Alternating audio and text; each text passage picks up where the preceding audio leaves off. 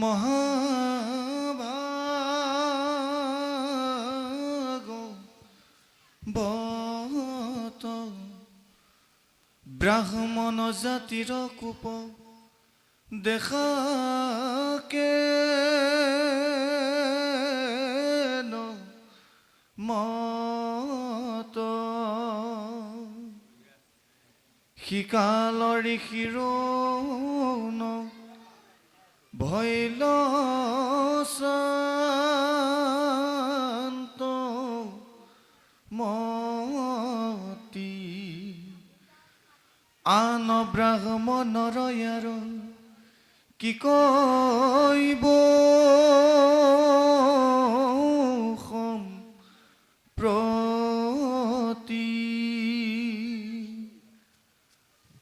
শাস্ত্ৰ মাত্ৰ প্ৰহে মানে বোলাৱে পণ্ডিত ৰাতি দিনে শ্ৰাহে হৰি ভকতি দিত আনসব কাৰ্যন কৰে কি শুদ্ধি মাধৱক নিন্দিয়াতি হত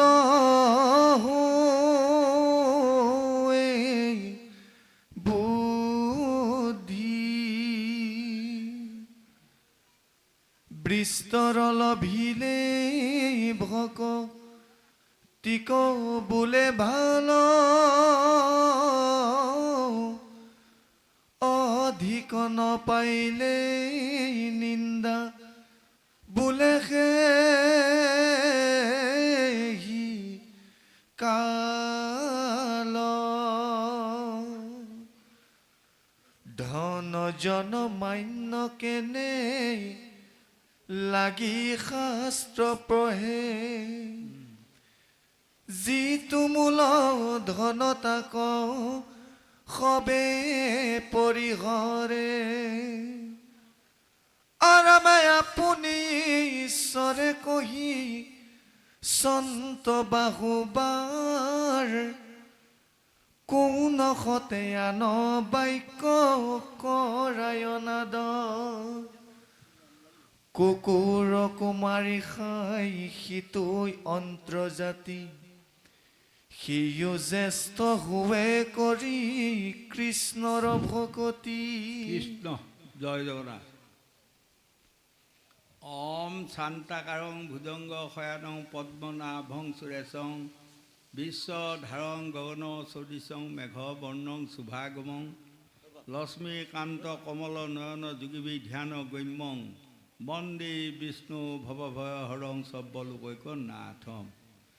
আজি আমাৰ কুমৈত সৰ্বজনীন হৰি মন্দিৰত মহাভাগৱত অনুষ্ঠানত সমবেত হোৱা সাধু গুৰু বৈষ্ণৱ ভকত ভকতনী যুৱক যুৱতী শিশু শিশুৰী সবাৰ আমাৰ পাৱধূলি মাথাত থাকক।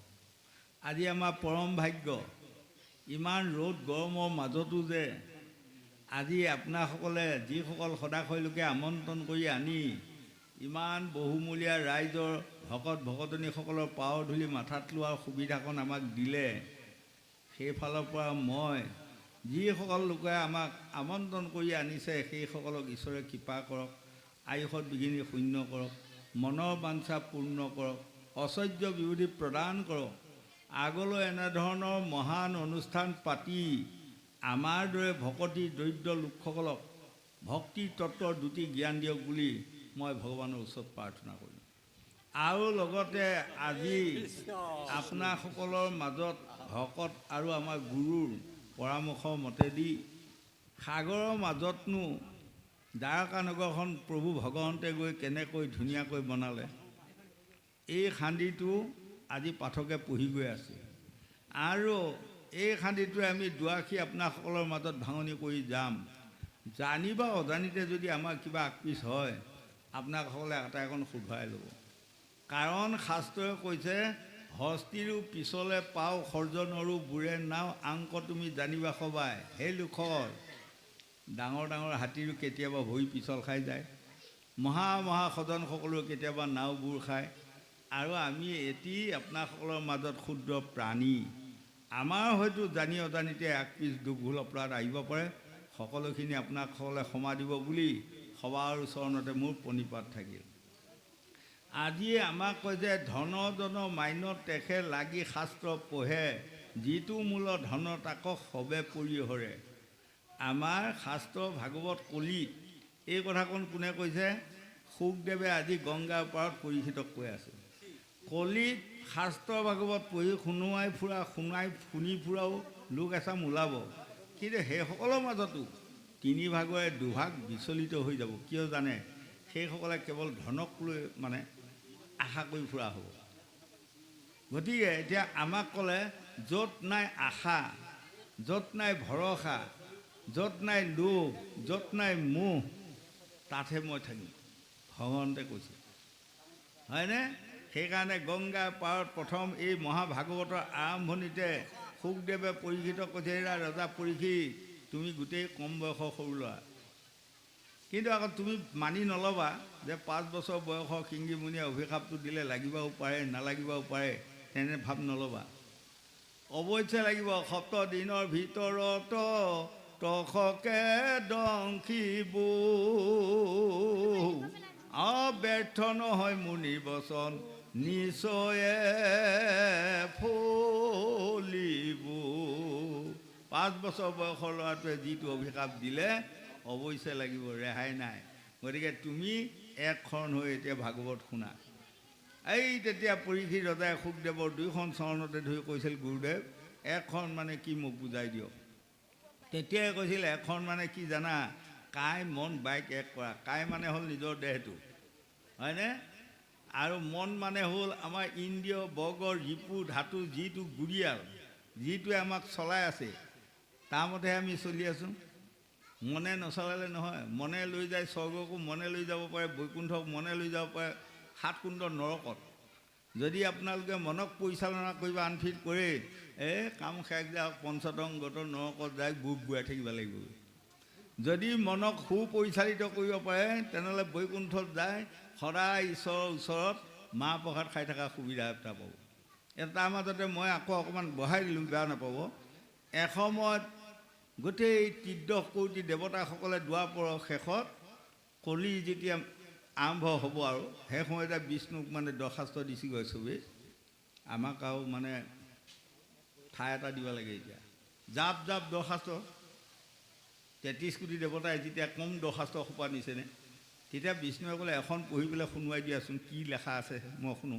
তেতিয়া লিখি দিছে, মহোদয় দয়া কৰি আমাক যমপুৰত জন্ম দিয়ক, এয়ে আপোনাৰ ওচৰত আমাৰ শল গোহাৰি। কৈছে আৰু বোলে আৰু নাই, চব দৰ্খাস্ত এয়াই লেখা, বোলে এয়াই লেখা। তেতিয়া বিষ্ণুৱে ক'লে, তেনেহ'লে হ'ল আৰু এখনৰ শুনিলোঁ যেতিয়া এইখিনিয়েতো চবতে যে মহোদয় দয়া কৰি আমাক যমপুৰত জন্ম দিয়ক, এয়ে আপোনাৰ ওচৰত আমাৰ শল গোহাৰি। হেৰা, তোমালোকে যে যমপুৰত জন্ম ল'বা মন কৰিছা, আকাশত স্বৰ্গত যে তোমালোকে থাকিবা ইচ্ছা কৰা নাই, কাৰণটো কি? কাৰণটো মানে এইটোৱে, আমি যম ৰজাৰ মুখৰ পৰা শুনিছোঁ। সেইসকলে কৈছে, এতিয়া দুৱাপৰ শেষ হ'ল নহয়, কালি পৰহি কলি হ'ব, এতিয়া কলিযুগ। কলিযুগত হেনো তাত মানে অনাবত মদ মাংস খাই একদম গপচত ফূৰ্তিত থাকিব পাৰিব। আৰু বৈকুণ্ঠত থকা মানে খালি এটুকুৰা কল, ইমানকেইটা মুগুমা পাব, নাৰিকল এটুকুৰা পৰিলে কাৰোবাৰ ভাগত পৰিছে, নপৰিলে তাকো নাই। লাও এটা কাৰোবাৰ ভাগত পৰিছে যে এটা, কাৰোবাৰ ভাগত সিও নাই। গতিকে এটুকুৰা কল মুগুমা কেইটামান খাই আমি স্বৰ্গত থকাতকৈ চালা যমপুৰীত যাব, কি মদ মাংস একেবাৰে মুজি থাকিব, হয়নে? এই তেতিয়া বিষ্ণুৱে দেৱতাসকলক বুজাইছে, তোমালোক দেৱতা, তোমালোকে মদ মাংস খুৱাব পৰা অধিকাৰ তোমালোকৰ নাই। তোমালোকৰ পূৰ্বজন্ম পুণ্য ফলৰ মতেদি তোমালোকে স্বৰ্গত বাস কৰিব লাগিব। তোমালোকে ৰজগুণত বৰ্তি থাকা। আৰু যিসকল মনুষ্যই পৰজন্মৰ ভাল পুণ্য সঞ্চয় কৰি থৈ আহিছে, সেইসকলে সমাজত কলিত হৰিনাম হৰি কীৰ্তন গাই ফুৰিব, কৈ ফুৰিব, শুনি ফুৰিব, সুবিধা পাব। সেয়া পুণ্য আকৌ তোমালোকৰো নাই। তোমালোকে মৈতত যায় হৰিনাম হৰি কীৰ্তন শুনিবা নোপোৱা। আকৌ যিসকল লোকে পুণ্যৰ মাজতে পাপ কিছুমানে উপাৰ্জন কৰিলে সেইসকলেহে জমপুৰীত যায় মদ মাংস খোৱাৰ অধিকাৰ আছে। চবেই মদ মাংস জমপুৰীত যায় খোৱাৰ অধিকাৰ নাই, হয়নে? এতিয়া আমাক দেখুৱালে বৈকুণ্ঠপুৰী, স্বৰ্গপুৰী আৰু জমপুৰী, তিনিখন ন। এতিয়া সেই তিনিখন ক'ৰবাত বিশ্বৰ ওপৰত আছে বুলি আমি বিচাৰি ফুৰিলে হ'বনে? গোসাঁই গোসাঁনীসকল নহ'ব। আমাৰ এই মধ্যখনতে আমাক কৈছে 3 ভাগ মানুহ। যাৰ গাত দেৱতাৰ গুণ আছে তেওঁলোকে স্বৰ্গত বাস কৰি ৰহস্যত আনন্দত সেইসকলে আছে। যাক মনুষ্য জন্ম আহি পুণ্য লৈ আহিছে সি এয়া সাধু দৰ্শন। আজি আহা ভাই গুৰু সেৱা এটা কৰিব পাৰিলোঁ নহয় গোসাঁই। আমি ইমান দিন লাভ পোৱা নাই, বৰ হাপাহত আহি সেৱা এটা ল'ব পাৰিছোঁ। কি কাৰণত জানে? এয়াও আমাৰ পূৰ্বজন্ম পুণ্য ফল আছে। এইসকল সমাজৰ আজি শিশুৰ পৰা বৃদ্ধ বৃদ্ধালৈ সকলোৱে পাৱাৰ ধূলি মাথাত লোৱা সুবিধাটো পাইছোঁ। আজি পুণ্য নেকি? এইটো নহয়, পৰজন্ম পুণ্যৰ ফল। আকৌ তাৰে এটা ভাগ বোলে দৈত্য স্বভাৱ আছে। সেইটো দৈত্য স্বভাৱ কেৱল গধূলিপৰত মদ মাংসত মজি থাকিব লাগিবই, তাহাঁতৰ সেইটো আছে। গতিকে আমাক 3 ভাগ মানুহ দেখুৱাইছে। এই মানুহৰ মাজতে এটা ভাগ দেৱতা, এটা ভাগ মানুহ, এটা ভাগ দৈত্য হৈ আছে। বেয়া নাপাব কথাকে এইখন কথা মই ভাঙিয়ে কৈছোঁ, নহয়নে? আজি ভাগৱতে আমাক বুজাই দিছে। আৰু বিস্তৰ লভিলে ভকতি ক বোলে ভাল, অধিক নপালে নিন্দা কৰে সৰ্বকাল। এটা জেগাত যাব, যাই পেলাই কলিত যিসকল লোকে তমগুণী, ৰজগুণী, সৎগুণী 3টা ভাগ আমাক দেখুৱালে। এতিয়া আমি ইয়াত ক'ত আছোঁ জানে? বৈকুণ্ঠ। এইখনে আজি মহাবৈকুণ্ঠ। য'ত নাই কুণ্ঠা বোধ তাক কয় বৈকুণ্ঠ, হয়নে? গতিকে আমাক দেখুৱালে ৰজগুণ দেৱতাসকলৰ, শতগুণ হ'ল ভকতসকলৰ, আৰু তমগুণ হ'ল মদ মাংস অধিক খোৱাসকলৰ। হয়, আৰু সেইসকলে যিসকলে মদ মাংস অধিক খোৱা ভাল পোৱা ভাগটোৱে এই যে আজি হৰিনামত পাকত পৰিবলৈ আছে, থাকিলেও তাৰপাছত যোৱা সময়ত ভাবিব কিনো পালোঁ, কি নাপালোঁ। গধূলি লাগি এগিলাচৰ দামো নাপালোঁ আৰু কি ফাইদা হ'ল আৰু ইয়াত আহি থাকা আৰু, হয়নে? তেওঁলোকে লাভ লোকচানৰ ওজনটো ল'ব। আৰু যিসকল প্ৰকৃত ভকত, বৈষ্ণৱ, সাধু, মহন্ত ভাৱ আছে, আমি মানুহ সকলোৱে সেই ভাৱটো থকা সকলৰ ক'ব অধিক পাই গৈছোঁ দেই। আজি ভকত দৰ্শনে চালা পাপ হয়, ধন্যবাদ, তেওঁ তাতে শান্তি থাকিব। গতিকে আজি আমাক ক'লে ৰাতি দিনে চাহ হৰি ভকতিক সন্দিত, শাস্ত্ৰ মাত্ৰ পঢ়ে মাত্ৰ বুলৈ পণ্ডিত। কিছুমানে শাস্ত্ৰ পঢ়ি যদি কেৱল য'তে যায় ত'তে খোৱা বোৱাৰ বিবেচনাটোহে সি ঠিক কৰি ল'ব বিচাৰে, টকা পইচা বিবেচনাটোহে মানে ঠিক কৰি ল'ব বিচাৰে, তেনেহ'লে তেওঁ শাস্ত্ৰ পঢ়িহে ফুৰিছে, কাম হোৱা নাই, হয়নে? গতিকে আমি এইখন কথাত আমাক বৰ ধুনীয়াকৈ বুজালে। শুনা, মহা সৰ্বজন মহাভাগৱত, বামন জাতিৰ কোপ দেখা কেন মত। এটা বামন জাতিৰ জন্ম লৈ আজি সিংগী মুনি কোপত আজি পৰীক্ষিত ৰজাক অভিশাপ দিলে।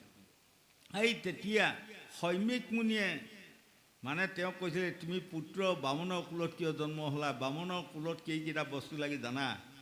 সম, দম, ধৈৰ্য, সহ্য, ক্ষমা, দয়া, এইবিলাক হ'ল বামনৰ লগত থকা, হয়নে? আৰু তুমি বামুণৰ পেটত জন্ম লৈ মই মৰা সাপ লৈ আলাই লৈ মই বহি আছোঁ, মই দুখ পোৱা নাই? তুমি দেখিয়ে আহি দুখ পাই বোলে হঠাতে সাপটো দিলাই। 7 দিনৰ ভিতৰত তক্ষকনেগে দংশন কৰক। এই 7 দিনৰ ভিতৰত যদি তক্ষকনেগে দংশন কৰি ৰজাৰ মৃত্যু হয়, আমাৰ ভাৰতৰ প্ৰজাসকলৰ গতিটো কি হ'ব এতিয়া, হয়নে? গতিকে তুমি অতি সোনকালে সাপটো ঘূৰাই লোৱা। এই তেতিয়া কিন্তু সিংহী মুনিয়ে কৈছিলে, এই ৰাম পিতৃৰ অৱচন শুনি কহে মহা সিংহী মুনি, অ পিতা, অ ব্ৰহ্ম সাপ নযায় খণ্ডন,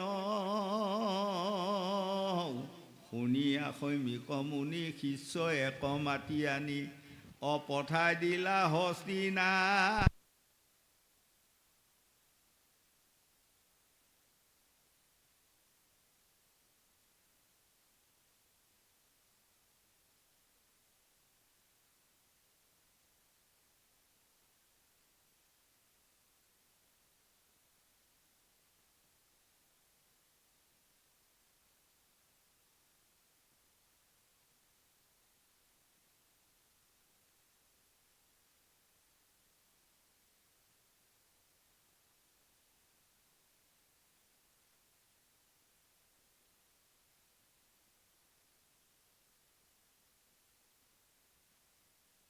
ওপৰত মই ভাগৱত নকম। তেতিয়া ব্যাসে ক'লে, হে পুত্ৰ, তাৰ কাৰণটো কি? বোলে কাৰণটো হ'ল কলিত লোকসকলৰ সিমান সময়হে ভাগৱত শুনাৰ ধৈৰ্যটো থাকিব, তাৰ ওপৰত ভাগৱত নুশুনিব, উঠা উঠি কৰি গুচি যাব। এতিয়া তাৰে প্ৰমাণ এটা যুগ আপোনাৰসকলৰ পাও ধূলি লৈ ঘূৰি আছোঁ নহয়, মই পাইছোঁ আৰু নহয়। কালি এতিয়া এখন জীৱ ভাগৱত 3 ঘণ্টা হোৱাৰ লগে লগে কৈছে ইমানতে সামৰণি মাৰক, আৰু গৰমত মানুহবিলাক থাকিব পৰা নাই। হৈও বাৰু গৰমো হয়, তাৰমানে 3 ঘণ্টাৰ ওপৰত মানুহ ভাগৱত শুনাৰ ধৈৰ্য নাথাকে এতিয়া। সেইকাৰণে আমাক কয় যে ধৈৰ্য থকালৈ ধুনীয়াকৈ শুনোৱাই থাকিব, আৰু কাণ কৰাৰ লগে লগে শুনোৱাবলগীয়া নাই, নহয়নে? এতিয়া আমাৰ চাওক, এক মন এক কাণ হৈ আছে, 2খন কাণে এখন হৈ আছে, 2টা চকুৱে এটা চকু হৈ আছে, 2টা নাকৰ বাহিৰে এটা হৈ আছে। আৰু যেতিয়া 3 ঘণ্টামান পাৰ হৈ যোৱাৰ পাছত কাৰোবাৰ ক'ব কঁকালে বিহাইছে, অকণমান উঠি যাওঁ, কাৰোবাৰ ক'ব তামোল খাবলৈ মন গৈছে, কোনোবাই ক'ব সেই হামি আহি আছে, লাল চাহকে একাপ খাই আহোঁগৈ, মানে আহি গ'ল আৰু অনেক আৰু হয়। গতিকে আজি আমাক কৈছে, সেই লোকসকল এইখন পৰামৰ্শ আমাক দিছে, এয়া গংগা পাৰ পৰীক্ষিত কোৱা মানে এইটো বিশ্বৰ কাহিনী। আকৌ তাকে আমাক 1.5 মাহ আগত বুজাই আছে ভাগৱতে, ভাগৱতে যিমান দেহে সিমান, দেহে যিমান ভাগৱতে সিমান, হয়নে? আৰু এটা ভাগে আমাক বুজাই গৈ আছে, ভাৰ্যা পুত্ৰ ল'ৰা ছোৱালী সংসাৰখনৰ মাজত আমি যে কেনেকৈ ব্যাকুল হৈ আছোঁ, নহয়নে? শাস্ত্ৰত ভাগৱতত বহি থাকিলেও আকৌ মনত পৰে আমুকত পইচা 200 পাবলগীয়া আছে, লৈ আহিলে ঘৰৰ মানুহগৰাকীয়ে শান্তি পাব, নহ'লে যাই পোৱাৰ লগে লগে মানুহগৰাকীয়ে জেং জেঙাই নধৰিব, আৰু ইয়াত থকা টকা 200 আনিব কিয় নগ'লে আমুকৰ ঘৰত থকা, হয়নে? গতিকে আমাক ধনো লাগিব, জনো লাগিব, ভাৰ্যা লাগিব, পুত্ৰ লাগিব, আৰু আমাৰ 1 নম্বৰত লাগিব ভক্তি। ভক্তিৰ তত্ত্ব, ভক্তি ধৰ্ম, ভক্তি জানা সাৰ, ভক্তি বিনে নৰ লোকৰ নাহিকে নিস্তাৰ, স্বধৰ্ম পৰিত্যাজ্যম পৰধৰ্ম ভয়াৱহ। আমাক ভকতি লাগিব, ভকতি নহ'লে এই পৃথিৱীত মনুষ্যৰ জন্ম লোৱা সাৰ্থক নহ'ব বুলি 4 বেদ 14 শাস্ত্ৰ 18 পুৰাণে আমাক বুজাই আছে। গোবিন্দ কৃষ্ণ।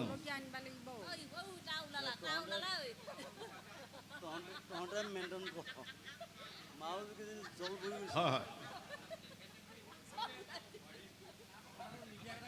হয়, অঁ বিষ্ণুৰাত নাম এটা,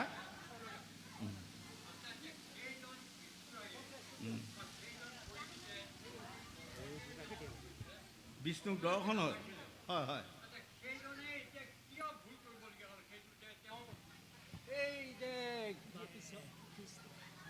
অভিশাপটো পাবলগীয়া হ'ল। তেওঁ ইমান এজন পণ্ডিত, ইমান এজন তেওঁ ৰজা গুণী জ্ঞানী, তেওঁ কিয় সেইটো অভিশাপ পাবলগীয়া হ'ল? আচ্ছা, তেওঁতো মহা আছিলে,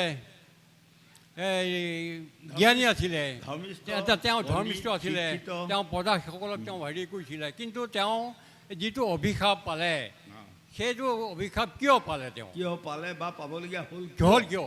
বস্তু সেইটোৱে আৰু গোসাঁই যিটো কৈছে হৈছে। সেইকাৰণে আমাক ভাগৱতে আহি এটা দি গৈছে, আমি ডাঙৰসকলে কোনোদিনে অকণমানো ভুল কৰিব নাপায়।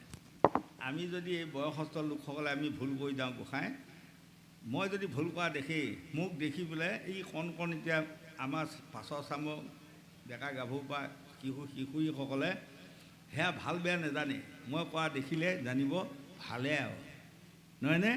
তাই মই আজি বহুত দিনৰ আগতে কৈছোঁ, এখন গাঁৱত এজন সত্ৰাধিকাৰ আহিল।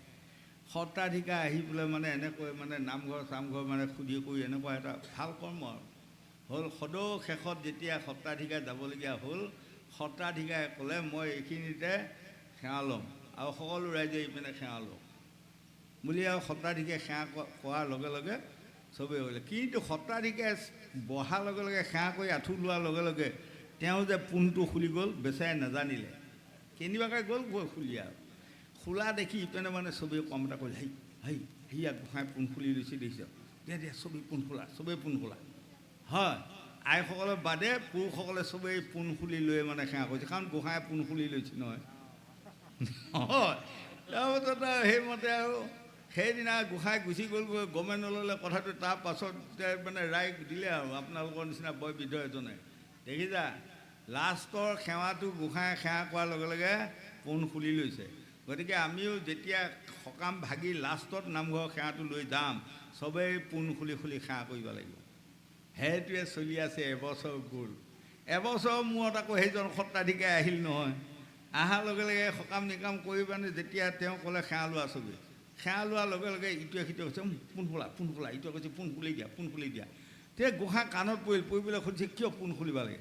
কৈছে যোৱা বছৰ যে আপুনি আহিছিলে, শেষৰ দিনা আপুনি যে সেৱা কৰোঁতে পোন খুলি লৈছিলে নহয়, সেইকাৰণে তেতিয়াৰ পৰা আমি চবেই মানে শেষ সেৱাটোত পোন খুলি লওঁ। তেতিয়াহে গোসাঁই কৈছে নহয় নহয়, অভাৱতে পোন খুলিল, পাছতহে মই গম পাইছোঁ সেৱা কৰি উঠাৰ পাছত পোনটো খুলি গ'ল, এইটো অভাৱতহে। গতিকে মানে পোন খোলাৰ কোনো প্ৰয়োজন নাই, দেখিছেনে? এই গতিকে ডাঙৰে দেখুওৱাৰ লগে লগে এইটো হ'ল। গতিকে এতিয়া গোসাঁই মন কৰিব, তেওঁলোকৰ পিতামহ কোন আছিল জানে? চন্দ্ৰ আছিল। চন্দ্ৰই দশৰজাৰ জীয়েক ২৭জনীক বিয়া কৰিছিলে। কিন্তু ২৭জনী ইমান অপেচৰা ৰূপৱান দেৱী, তেওঁ পত্নী পাই ২৭জনী দেৱীয়েও তেওঁক সন্তুষ্ট কৰিব নোৱাৰিলে। বৃহস্পতি গুৰুৰ পত্নীক গৈ মানে হৰণ কৰিলে চন্দ্ৰ, হয়নে? হৰণ কৰাত কি কি দুৰ্গতি সীমা নোহোৱা হ'ল, মই সেইপিনে বাৰু যোৱা নাই। সদৌ শেষত বৃহস্পতি গুৰুৱে চন্দ্ৰক খাপ দিলে, তুমি স্বৰ্গত থকাৰ যোগ্য নহয়, তুমি মৰ্ত্যত যাই মোক যিমান আঘাত অনুতাপ দিলা, মোৰ পৰিবাৰগৰাকীক তুমি যেনেকৈ কুমন্ত্ৰণা মায়া চালু কৰি পেলাই তুমি হৰণ কৰিলা, গতিকে তোমাৰো তেনেকুৱা দুৰ্গতি সীমা নোহোৱা হৈ জন্ম ল'বা, তোমাৰ ৪ পুৰুষলৈ তোমাৰ কল্যাণ নহওক, যোৱা ৪ পুৰুষ, হয়নে? গতিকে পৰীক্ষিত একো দুখ কৰা নাই। তেওঁ চন্দ্ৰৰ পৰা আত্মাই আহি পেলাই কি জন্ম ল'ল? অভিমন্যু। অভিমন্যুৰ জন্ম লৈ বিয়া কৰাৰ পৰা ৬ মাহ যিদিনাই পুৰুষ সেইদিনাই কুৰুক্ষেত্ৰৰ ৰণত তেওঁ প্ৰাণত্যাগ কৰিবলগীয়া হ'ল বা মৃত্যুবৰণ কৰিবলগীয়া হ'ল নহয়। আকৌ তেওঁৰ পুত্ৰ পৰীক্ষিতো একেবাৰে অকালতে আজি মৃত্যু হ'বলগীয়া হ'ল। আৰু ইয়াৰ পাছত আপুনি চাব পঢ়ি, এই পৰীক্ষিত ৰজাৰ পুত্ৰ হ'ল জন্মেজয়, হয়নে? জন্মেজয় যিদিনা ৰজা পাতেই পৰীক্ষিত মৃত্যু হোৱাৰ লগে লগে গংগা পাৰপে সকলোৱে গ'ল। এতিয়া পৰীক্ষিত মানে মৃত্যু হৈ গ'ল, চাই উঠি গ'ল আৰু তাক খৰিকাঠ কৰিবলগীয়াও নাই। এতিয়া ব'লা ৰাইজত আজি তেওঁৰ পুত্ৰ সৰু ল'ৰাটোক ৰজা পাতি দিওঁ। জন্মেজয় ৰজা পাতি ব্যাসদেৱ, তেওঁলোকৰ পিতামহ ব্যাসদেৱে তেওঁক পৰামৰ্শ দিছে, তুমি ৰাজআসনত বহা, তোমাৰ মাতৃহঁতে ৰাজ্য পৰিচালনা কৰিব, তুমি উত্তৰৰ দিশে কোনোদিনে নাযাবা, আৰু যদিও কেনেবাকৈ উত্তৰৰ দিশে যোৱা তাত এজনী সুন্দৰ ছোৱালী দেখিবা, কোনোদিনে বিয়া নকৰিবা। যদিও তুমি কেতিয়াবা ছোৱালী বিয়া কৰা, ডেকা বামন নলগাবা। মই এইকেইটা পৰামৰ্শ দি থৈ মই গুচি যাওঁ। তেওঁ দৈপায়ন হ্ৰদত গুচি গ'লগৈ। কেইদিনমানৰ পাছত সি মানে ভাবি আছে, কাকাই যে উত্তৰৰ দিশে যাব দিয়া নাই, যাই চাওঁ বাৰু কি হয়নো। ঘোঁৰাত উঠি উত্তৰৰ দিশে গ'ল, ডেকা ল'ৰা গৈ যেতিয়া দেখিলে গৈ এজনী সুন্দৰ ছোৱালী আহি মানে তাক দেখা দিলে। সিটো জীৱনত তেনেকুৱা ছোৱালী দেখাই নাই। ডেকা ল'ৰা দেখি মানে মন মোহা গ'ল। কিন্তু বিয়াকে কৈছে, এজনী সুন্দৰ ছোৱালী পালেও বিয়া নকৰিবা। কিন্তু সি যায় এতিয়া ছোৱালীজনীয়ে কৈছে, তোমাৰ নিচিনা ৰূপৱতী কইনা মই পৃথিৱীতে দেখা নাই, যদি তুমি কোৱা তোমাক মই বিয়া কৰিম, মই ৰজা, মোৰ নাম জন্মেজয়, ইহকালে পৰকালে তুমি ৰাণী হৈ থাকিব পাৰিবা। আৰু তেতিয়া এজনী ছোৱালী এটা ৰজাই যেতিয়া ডেকা ল'ৰা ৰজাই বিয়া কৰিব, মই ৰাণী হ'ব পাৰিম, মই বিয়া সোমাবই লাগিব। তেতিয়া ক'লে, তুমি ইমান সুন্দৰ ৰূপৱান ল'ৰা, তোমাৰ নিচিনা ল'ৰাক যদি মই পচন্দ নকৰোঁ, তেনেহ'লে পৃথিৱীত কাক পচন্দ কৰিম, দিয়া। আনি গ'ল। অহাৰ লগে লগে যেতিয়া বিয়া পাতিছে, বিয়া পতাৰ লগে লগে ডেকা বামুণ ল'ল। বিয়াকে কৈ গৈছিল, বুঢ়া বামুণৰ দ্বাৰাহে সদায় কাম কৰিবা। ডেকা বামুণ তেতিয়া তাৰমানে হোম যজ্ঞত যেতিয়া আহুতি দি আছিল, হোমৰ বাৰী হাতত লৈ জন্মেজয় ৰজাই আহুতি দি আছিল।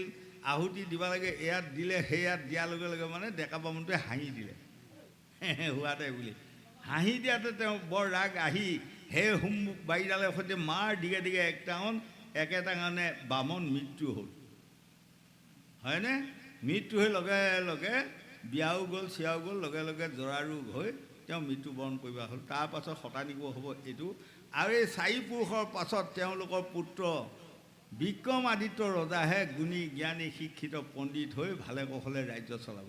গতিকে গোসাঁই আমি বয়সস্থ লোকসকলে বা বয়সস্থনী আইসকলে আমি কোনোদিনে ভুল কৰ্ম কৰিব নাপায় আমাক ক'লে। আমাৰ ভুল কৰ্ম দেখাৰ লগে লগে সৰু চামে এয়াই শুদ্ধ কৰ্ম বুলি যদি চবেই লয় তেতিয়াহ'লে সমাজখন বিচলিত হ'ব, হয়নে? আজি পৰীক্ষিত জেগাত কোনো দুখ নাই। গুণী জ্ঞানী সাধু মহন্ত গৰ্ভতে শংখ চক্ৰ গদা পদ্ম ধৰি বিষ্ণুৱে দেখা দিব বাধ্য হ'ল। সেইকাৰণে তেওঁ চোৱা চিন্তাত গণকে ক'লে এওঁৰ প্ৰথম নামটো হ'ব বিষ্ণু ৰাত, কাৰণ গৰ্ভতে বিষ্ণুক দেখিছে। 2 নম্বৰ নামটো হ'ব এপাত অস্ত্ৰৰে যাই গৰ্ভতে দুটুকুৰা কৰি কাটিলে আৰু কোনোবাই গৈ আকৌ জইন দিলে, মানে ভগৱন্তে যাই জইন দিলে। গৰ্ভতে পৰীক্ষা কৰা হ'ল, গতিকে তেওঁৰ নাম এটা পৰীক্ষিত, হয়নে? গতিকে গোসাঁই আপোনাৰ কথাটোতে মই একমত, আপুনি ভাল কথা ক'লে। আৰু আমাৰ এতিয়া জানা বুজা লোকসকলে আমি ভুল কৰিব নাপায়। আমাৰ ভুল কৰা দেখিলে ল'ৰা ছোৱালীসকলে এতিয়া মন কৰিছোঁ কণ কণ ল'ৰা ছোৱালীসকলক আপোনালোকে এইটো গিলাচ, এইটো বাতি, এইটো শোল, এইযোৰ তাল এনেকৈ এইবাৰ শিকাইছে নেকি? কিবা নাই শিকোৱা। সিহঁতে ইমান কালতে 2 বছৰ 1.5 বছৰ 2 বছৰ 3 বছৰৰ পৰা জুলুক জালাককৈ যে আমাৰ লগত ঘূৰি ফুৰে, মাহঁতৰ লগত ঘূৰি ফুৰে, চাই ফুৰে। যেতিয়া এগৰাকীয়ে ক'ব এই ঘটিটো এইপিনে দেচোন, তাৰ ব্ৰেইনত সোমালে ইয়াৰ নাম ঘটি। এতিয়া এজনে ক'লে নে গিলাচটো এইপিনে দিয়কচোন, সি শুনাৰ লগে লগে তাৰ ব্ৰেইনত সোমালে এইটোৰ নাম গিলাচ। এতিয়া এয়া জাৰ, এতিয়া যে জাৰটো দেই যে মই অলপ আগতে কৈ উঠিছোঁ, আজি বহুত বছৰ আগৰ কথা কৈছোঁ। আমি বৰপেটাত নাম গাইছোঁ মোৰ নামতি দলটোৱে সৈতে। আহোঁতে তাৰমানে পানী খোৱাত এটা বৰ নতুন জাৰ গিলাচ কিনি আনি এজনে মানে ক'লে এইটো আপোনালোকক চন্দি দিয়া হ'ল, এয়া নামতিক মই এইটো পুৰস্কাৰ হিচাপে দিয়া হ'ল, হয়। তাৰপাছত এতিয়া জাৰটো আপুনি লৈ যাব পাৰিব, গিলাচটো লৈ যাব। দিলে আমাৰ আহিলা গাড়ীত আহি থাকোঁতে গুৱাহাটী পাৰ হৈ আহিছোঁ আৰু ধৰ এনেকুৱাতে এটা মনত পৰিল নহয়, এই আমাক যে দি পঠিয়াইছে সেইটো নাম কি? পাহৰি গ'ল চবেই পাহৰি গ'ল। এদিনীয়াকৈ শুনা তাৰ নাম জাৰ, পাহৰি গ'ল। কিন্তু যায় এটা ল'ৰাই উলিয়াইছে, খুব ঠাণ্ডা লগা কিবা এটা শব্দত যায়ো নামটো। মানুহ ঠাণ্ডা লাগিলে, কাপোৰ কানি লাগিলে আৰু কি বুলি কয়, ঠাণ্ডা লগা বুলি কয়, আৰু কি কয়? তেতিয়া এটাই ক'লে জাৰ লগা বুলি কয়, সেইটো নাম জাৰ। এয়া হোৱা কথা। গতিকে ল'ৰা ছোৱালী, যুৱক যুৱতী প্ৰজন্মসকলক কোনেও কাকো কোনোদিনে কাৰো ঘৰত এইবোৰ শিকা নাই। এইকেইটা কি বোলে কলপাতেৰে কলগছৰ বনাইছে দোনা, আপোনালোকে কোৱা শুনে, এই দোনাকেইটা আন কোৱা শুনাৰ লগে লগে সিহঁতৰ ব্ৰেইনত সোমালে ইয়াৰ নাম দোনা, হয়নে? গতিকে এই সময়ত যদি আমি ল'ৰা ছোৱালীৰ আগত যদি বেয়া কৰ্ম এটা আমি কৰি যাওঁ, সেইসোপা ব্ৰেইনত সোমাই ৰ'ব, তাকে ভাল বুলি কৰিবই। গতিকে আমাক কৈছে চাই বুলিবা বাট, দেহৰ ভিতৰত আছে খালে বামে পিছলি পৰিবা তাত। গোবিন্দ যাওক বাৰু, কৃষ্ণ।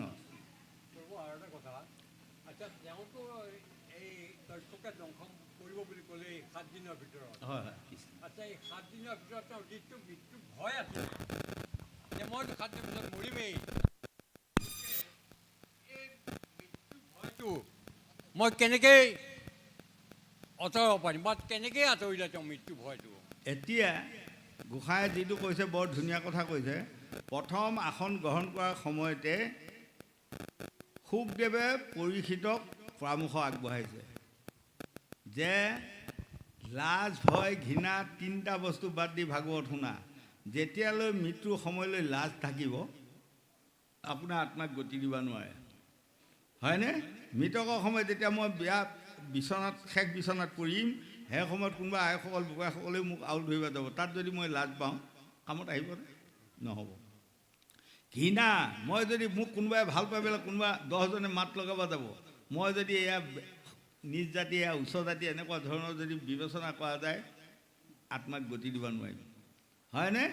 আৰু ভয়, মৃত্যু অনিবাৰ্য মোৰ আহি গ'ল। আমাৰ সকলো লোকসকলে জানে যে এটা কথা, আমি এখন পৃথিৱীত জন্ম লৈছোঁ, এদিন মৃত্যু হ'বাই লাগিব। পৃথিৱীখন কাৰো পৈতৃক সম্পত্তি নহয়, সকলোৱে জানে। কিন্তু তথাপি এইখিনিয়ে যদি এতিয়া মৰা মানুহ এটা লৈ যায়, আমাৰ আইসকলে দেখিলে ক'ব আই দেহি সেয়া মৰা মানুহ নিছে, ভয় লাগে। সেইকাৰণে গংগা পাৰত আপোনাৰসকলে পাইছে হৰিনাৰায়ণ দত্ত বৰুৱা ভাগৱতখনত 1431 পৃষ্ঠা, 1407 পৃষ্ঠা যোৱা পাঠটোতে আপোনালোকে চাব। তাত শুকদেৱে সুধিছে, ৰাজা তোমাৰ কিবা আৰু জানিবলগীয়া, ক'বলগীয়া, খাবলগীয়া, শুনিবলগীয়া এই 4টা বস্তু কিবা বাকী আছে নেকি কওক। তেতিয়া ক'লে এইখন পৃথিৱীত যি জানিলে জানিবলগীয়া নাই তাক জনা হৈ গ'ল, যি খালে খাবলগীয়া নাই তাক খোৱা হৈ গ'ল, যি শুনিলে শুনিবলগীয়া নাই তাক শুনা হৈ গ'ল, আৰু যি ক'লে ক'বলগীয়া নাই কোৱা হৈ গ'ল। গতিকে এতিয়া মানে সৈমিক মুনি সিংগী মুনিৰ বাক্য ৰক্ষা কৰি তক্ষক নাক ক'ত আছে, আহক মোক দংশন কৰক, মই যাওঁগৈ। তাৰমানে ভয় নাই, দেখিছেনে? ভয় নোহোৱা হ'ল।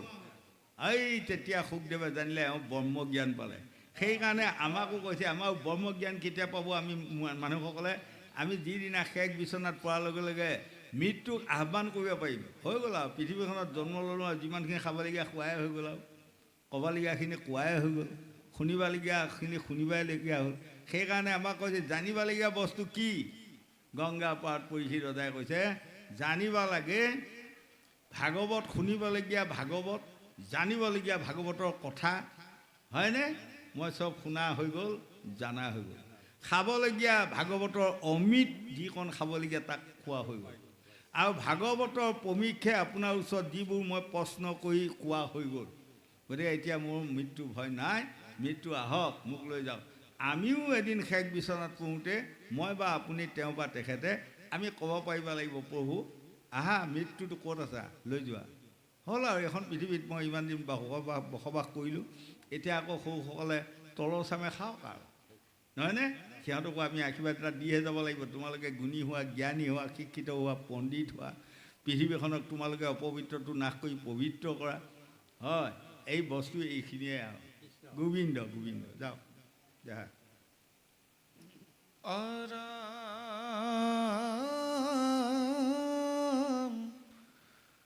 দীৰ্ঘ জাতি হৈয়া যেবে নকৰে ভকতি, চাণ্ডালতো কৰি আহে হিষে আত্মঘাতী।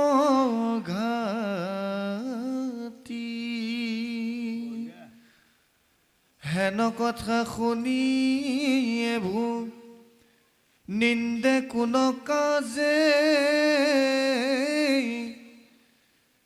অহান্দি ভান্দি গলতম ৰোক গয়ালা যে, জীৱন্ততে মৰা যেন নাহিকে চেতন, কৃষ্ণ কয়ে এৰিয়ান বস্তু যতন,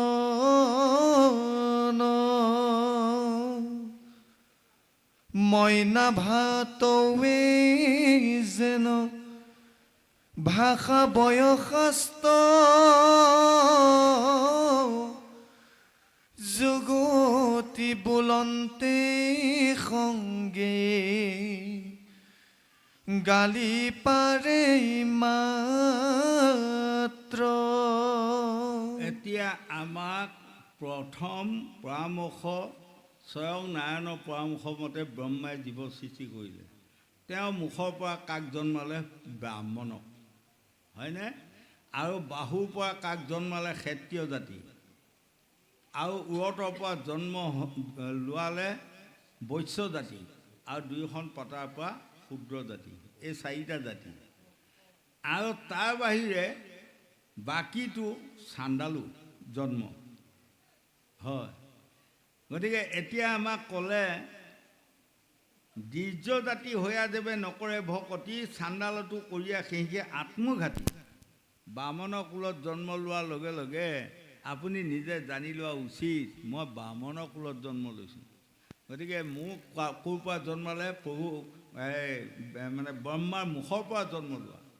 গতিকে মোৰ বেদ বাক্যৰ দ্বাৰা দহকো শান্তি দিব লাগিব, দহকো সুপৰামৰ্শ দিব লাগিব।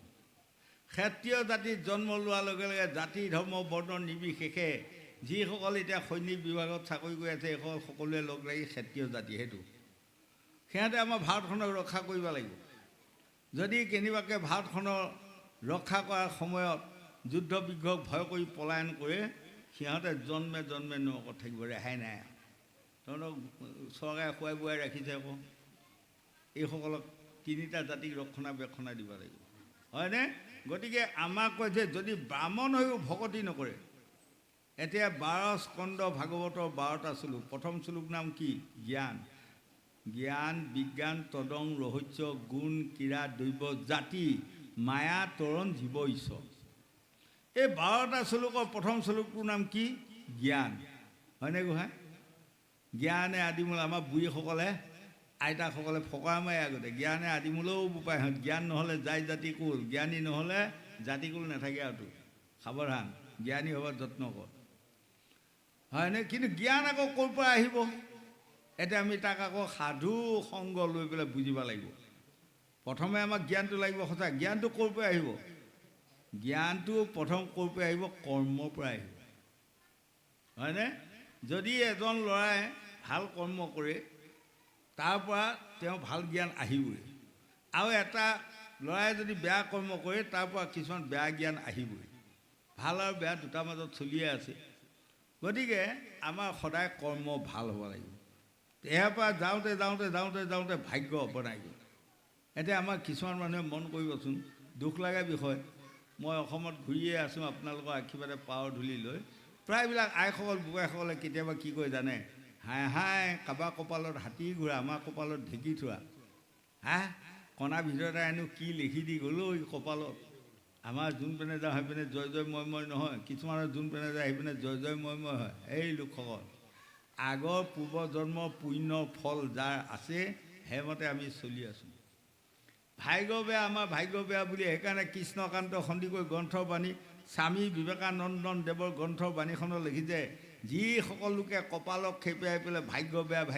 বুলি কৈ ফুৰে গোসাঁই গোসাঁনীসকল সেইসকল অজ্ঞানী সেইসকল মূৰ্খ ভাগ্য ক'ৰবাত ৰঙালাও বগালাও দৰে চাঙত লাগি থকা বস্তু নহয় হয়নে লাগি থকা বস্তু হোৱা হয় এই কুমৈত ভাগৱত গাব আহিছোঁ ইয়াৰ পৰা এঘৰ কৈ পেলাই এই বগালাও এটা দিয়া বান্ধি দিয়ে সেইটো বোলে ভাগ্য আকা আজিয়ে ভাগ্য ভাল কৰিলোঁ হয় নহয় কিন্তু ভাগ্য ক'তো লাগি থকা বস্তু নহয় সি ক'ৰ পৰা জন্ম হয় কৰ্মৰ পৰা জন্ম হয় সেইকাৰণে স্বামী বিবেকানন্দন দেৱে কৈছে লোকসকল এই ল'ৰাসকল এই গাভৰুসকল তোমালোকে ৰাতিপুৱা এদিন বেয়া কৰ্ম এটা কৰি চাবাচোন গধূলি পৰলৈ তোমালোকৰ ভাগ্যখন বেয়া হ'ব আৰু ৰাতিপুৱা শুই উঠি এদিন খুব ভাল কাম এটা কৰি চাব সন্ধিয়ালৈ তোমাৰ ভাগ্যখন ভাল হ'ব গতিকে ভাগ্যৰ আন এটা নাম কৰ্ম হয় গতিকে আমি এতিয়া এইটো যিটো কৰ্ম আজি আমি সকলোৱে লগ লাগি একেলগে কৰি আছোঁ এইটো আমাৰ ভাল কৰ্ম এইটো ডিমাণ্ড আছে আমি বুকু ভিন্দাই ক'ব পাৰিম ইয়াৰ দ্বাৰাই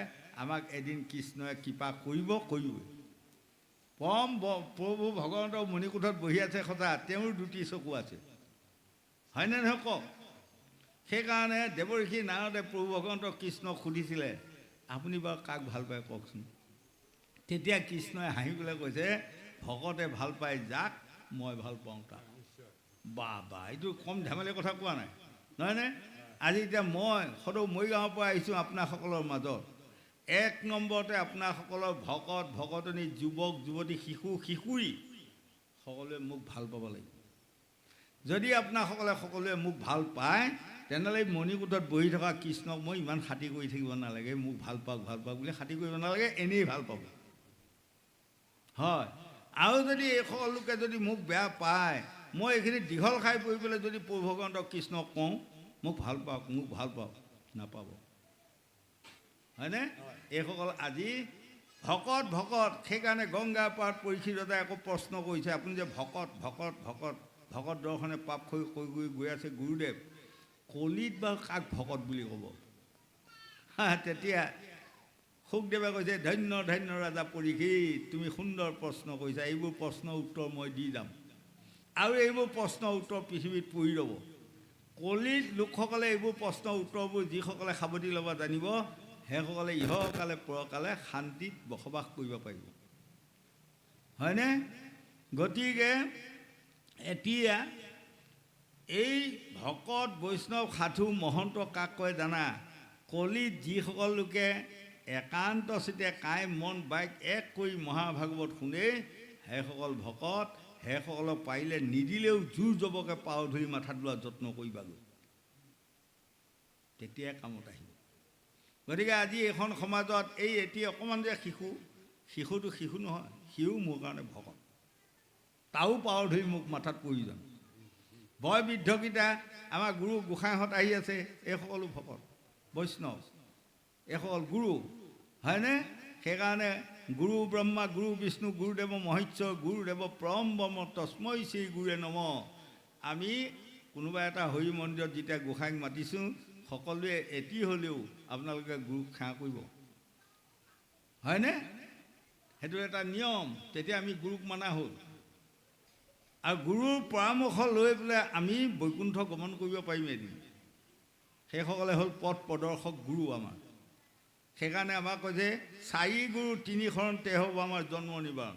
প্ৰথম গুৰুটো কোন? আদি গুৰু, পিতৃ মাতৃ পিতা স্বৰ্গ পিতা ধৰ্ম পিতাহি প্ৰণং তপ জননী জন্মভূমি স্বৰ্গাদপি গৰিয়সী। ১ নম্বৰতে আমাৰ পিতৃ মাতৃ গুৰু মানিবই লাগিব, হয়নে গোসাঁই? আৰু ২ নম্বৰত ভগৱন্ত কৃষ্ণ দৈৱকী নন্দনদেৱ, গোবিন্দ ৰাম মুৰাৰী মুকুন্দ ৰাম মুৰাৰী ভকতি লোচন দুখ বিমোচন ভকতৰ ভয় হাৰি। সেইজন এজন আমাৰ গুৰু। ৩ নম্বৰ গুৰু শিক্ষক শিক্ষয়িত্ৰীসকল, আমাৰ ল'ৰা ছোৱালী ছাত্ৰ ছাত্ৰীসকল। আপোনালোকে স্কুলৰ শিক্ষক শিক্ষয়িত্ৰীসকলক কোনোদিনে মানে অন্তৰত আঘাত নিদিব, দুখ নিদিব। সেইসকল গুৰু। সেইসকলক যদি আপোনালোকে শান্তি দিব পাৰে, এই আপোনাৰ ব্ৰেইনটো আপুনি চাফ হৈ আহিয়ে থাকিল, ধুনীয়া হৈ আহি থাকিল, হয়নে? সেইসকল আমি গুৰুৰ ওচৰত আমি শৰণ লোৱাৰ কাৰণে আজি আপোনাসকলৰ মাজত দুআষাৰ ভাগৱতৰ কথা ক'ব পাৰিছোঁ। গতিকে ৩ নম্বৰ সেইসকল গুৰু। ৪ নম্বৰ গুৰু বোলে এইডাল মালা লোৱা, এইকেইটা ফুট লোৱা, হয়নে? এইধৰণে ঈশ্বৰ সেৱা কৰা, এইধৰণে এইটো বাটে গৈ গৈ গৈ গৈ তুমি আত্মাক গতি দিব পাৰিবা বা বৈকুণ্ঠক যাব পাৰিবা। পথ প্ৰদৰ্শক গুৰু। গতিকে এই 4টা গুৰু যদি কোনোবা এটা গুৰু নাই কাৰোবাৰ, কামত নাহে, হয়, কামত নাহিব। যেনেকৈ 3টা বেটাৰী দি পেলাই এটা টৰ্চ চলায়, মন কৰিবচোন। 2টা বেটাৰী খুব ভাল বুলি পেলাই দি পেলাই এটা নিদিয়াকৈ থৈ পেলাই মাৰি পেলাই চলাই ফুৰকচোন, চলিব?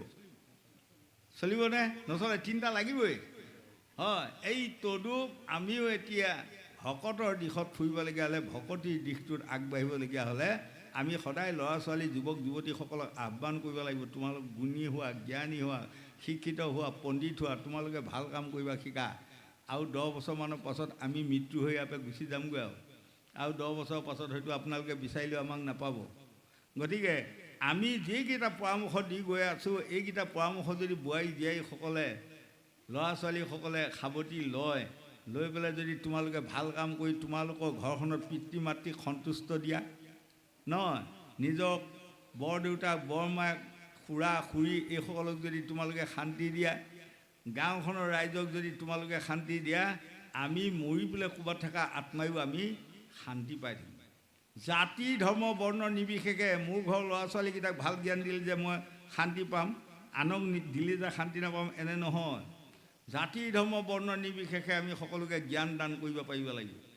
এদিন আমাক জবাব বিচাৰিব। মনুষ্য জন্ম 100 বছৰৰ কাৰণে এৰি দিছিলে।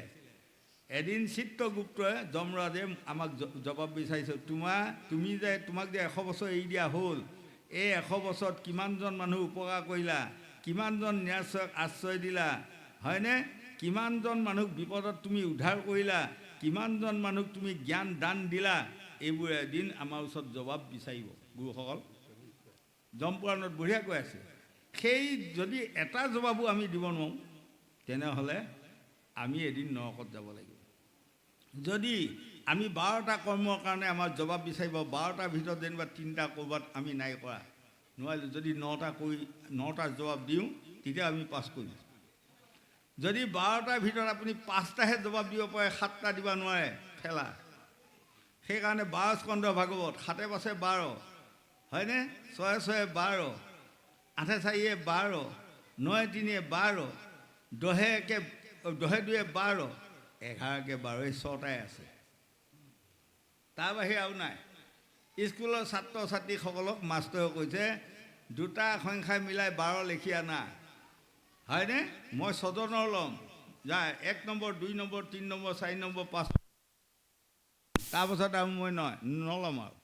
লগে লগে কোনোবাই লিখি আনিছে 9 3 12, কোনোবাই লিখি আনিছে 6 6 12, কোনোবাই লিখিছে আঠে চাৰি বাৰ, কোনোবাই লিখিলে 11কে 12, তেনেকুৱাই আৰু 6টাহে, তাৰ ওপৰত নাই সংখ্যা। আহি প্ৰথম দিয়া 6টাই পাছ কৰিলে, দেৰি কৰাকেইটাই ফেল কৰিলে। এই তদু আমাৰ ভাগৱতৰ 12 স্কন্ধৰ ভাগৱতৰ 12টা শ্লোক আপোনালোকে কোনপেনে ভাঙনি কৰি উত্তৰ উলিয়াব যায়, কিন্তু 12টা ৰোৱা লাগিবগৈ। 12ৰ পৰা বাঢ়ি যাব, 13 হ'ব নোৱাৰে, 11 হ'ব নোৱাৰে, পাৰিবনে? নহয়, লাগে আপুনি হিচাপ কৰক, 8 4 12 বনাওকগৈ, শুদ্ধ। 9 3 12 বনাওকগৈ, শুদ্ধ। 6 6 12 বনাওকগৈ, শুদ্ধ। 6 7 12 বনালে অশুদ্ধ হ'ব। হয়, গতিকে এইবিলাক হ'ল আমাৰ জীৱনৰ অংক। এই জীৱনৰ অংকবোৰ আমি গুৰুসকলকে শিকি বুজি লৈ আকৌ যদি আমি দুটি ল'ৰা ছোৱালীক জ্ঞান দি থৈ যাওঁ, কামত আহিম। আৰু যদি মই জানি লৈ গোটেই সোপা গৰ্ভতে লৈ পেলাই গুচি যাওঁ, মই মৰা দিনাৰ পৰা পাব আৰু কোনোবাই, সেইবাৰ কামত আহিব জানো? নাহে। গতিকে আমাক এই লোকসকল, আপোনালোকে এদিন জমপুৰত এইবোৰ জবাব দিব লাগিব। গতিকে এতিয়াৰ পৰা যদি আপোনাসকলে এইবোৰত যদি টনকিয়াল হয়, তেনেহ'লে নিশ্চয় জবাব দিব পাৰিব। জন্মে জন্মে আপোনাসকলে শান্তি লাভ কৰিব পাৰিব বুলি ভাগৱতে আমাক বুজাই আছে। গোবিন্দ।